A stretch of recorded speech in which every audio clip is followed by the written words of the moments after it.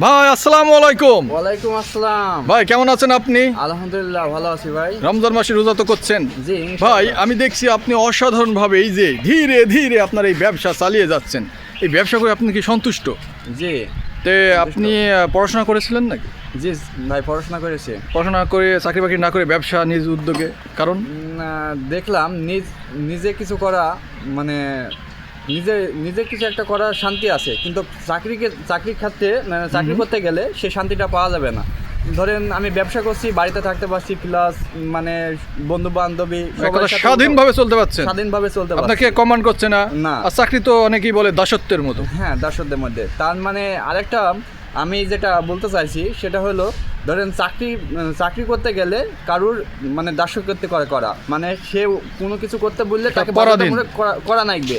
আর আমার ব্যবসা হলো এমন একটা জিনিস, আমার নিজের ইচ্ছা, আমি গেলাম না গেলাম, আমাকে কেউ মানে কিছু বলতে কমান্ড করার কেউ নেই, আপনি নিজেই আপনার বস। জি। তো কথা হচ্ছে ব্যবসা কিন্তু আমাদের ইসলামে একদম আপনি জানেন যে হালাল। জি জি। সুতরাং যারা ব্যবসার প্রতি অনীহা তাদের কি বলবেন? যারা আপনার মতো নিজ উদ্যোগে উদ্যোক্তা হতে চায়, নিজের পায়ে দাঁড়াতে চায়, বেকারদের জন্য কি বলবেন?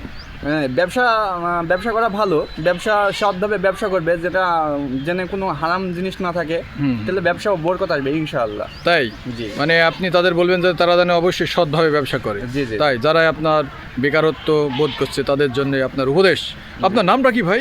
মোহাম্মদ রাকিবুল ইসলাম। রাকিবুল ইসলাম ভাই, আপনার এই ব্যবসা আরও দীর্ঘ অনেক দিন টিকে থাক, আপনি যেন সফল হন, বড় বিজনেসম্যান হন, এই প্রত্যাশায় ভালো থাকুন সব সময়।